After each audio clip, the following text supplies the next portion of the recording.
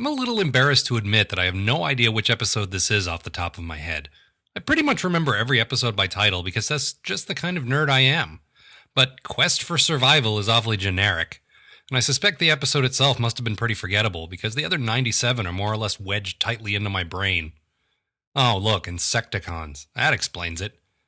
So we open with them destroying crops and wrecking tractors. Again. Apparently the Autobots are just as sick of this as we are because they come charging in to save the day. And the tractors. During the fight, Trax begins flaming and Inferno shoots white goo all over him. Look, it's happening right there on the screen. I'm only reporting what I see. The Autobots end up retreating and go crying back to Optimus Prime, who tells them they did the right thing. Because, say it with me now, he's a worthless leader. No need to stand your ground, men. If things get a little tough, just leave the humans in danger and save yourselves. Fortunately, Cosmos, Bumblebee, and Spike, aka Team Useless, are on the case. They're making their way back from the distant planet of Floron 3 with, oh god, robotic insecticide. And look, it comes in a giant aerosol can. Of course it does. On the way, they become entangled in some kind of weird space tentacles, but they manage to break free. Now this makes perfect sense to me. Space is tiny after all. If I were in a little flying saucer, I bet I'd be inadvertently running into things all the time. It'd be impossible to avoid. Meanwhile, the Insecticons, all 10,000 of them, head back to Decepticon HQ. I guess Megatron's over his whole I don't trust them and I plan to kill them after one last mission shtick, because he greets them with open arms and leads them to these little agony booths. I mean, energon transfer machines. Oh, I get it. They go out and drain the energy from stuff, then Megatron drains it all away from them and gives them a tiny cut of the profits. That's more like it. Back in space, Cosmos is now covered in space tentacles and ends up plummeting helplessly toward the Earth.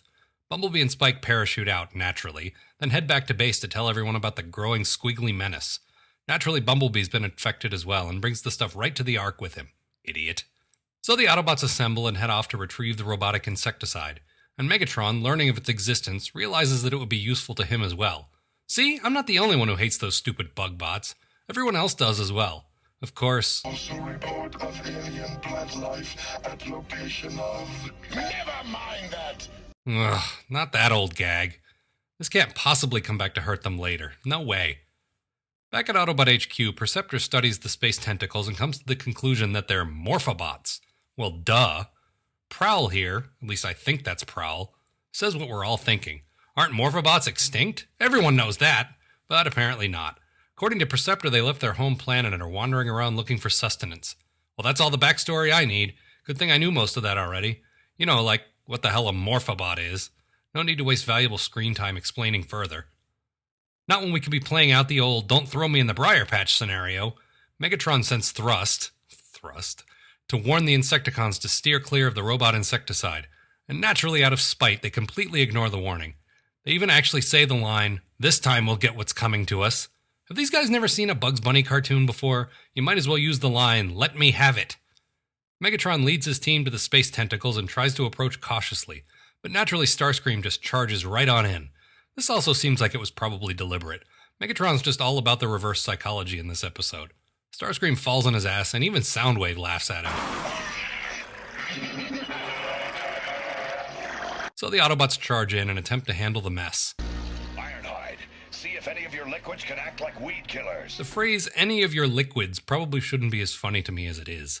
Blaster, who's apparently taken over the role of guy who solves every problem with the power of rock music from jazz, turns into half a radio and blasts his music at the thing. Amazingly, it works. I like to think that the music alone was not enough, that Blaster leaving his legs intact actually had something to do with it. Look at him, he looks like one of those gonk droids from Star Wars. So yeah, the tentacles hear the rockin' beat and wave their appendages in the air, much in the manner of a thing or person that simply does not care. And naturally, the other Autobots throw their hands over their ears and complain about the noise the whole time, because that's a joke that never gets old. So the music pushes the plants aside long enough for Ironhide to use some of his liquids, and the Autobots manage to free Cosmos and the valuable robotic insecticide he's carrying. And now that the hard work has been done, the Decepticons emerge from hiding to reap its benefits. Now that's the kind of evil I can get behind. But then, for some reason, Megatron destroys the stuff, even though he already just mentioned that he could use the stuff for himself. So he wasn't being dishonest with the Insecticons after all. He was really looking out for them. That's lame. But then the big guy gets his comeuppance as the tentacles sneak up behind him and pow! Hentade! I'd shoot at the thing, but you ordered me not to, Megatron. Ha! I love you, Starscream. Then on top of that, the Insecticons charge in like the cavalry and fly right on past. If I wasn't so hungry, I'd stop and help him, says one of them. And this is what we in the comedy world call kicking a guy when he's down. It's among my favorite comedic devices, and credit where it's due, it's pulled off quite effectively here. But then it turns out the Morphobots feed on robotic insects. Well, obviously. The Autobots send the Morphobots off-planet to avoid any further entanglements, but apparently everyone forgot the ones they left back in the Ark with Perceptor, where there'll be no tribble at all. And now it's time for this week's science lesson. This episode has nothing to teach us, since we all clearly know everything there is to know about Morphobots already. Oh well. I'm sorry, I gotta hear this one again. I'd shoot at the thing, but you ordered me not to, Megatron.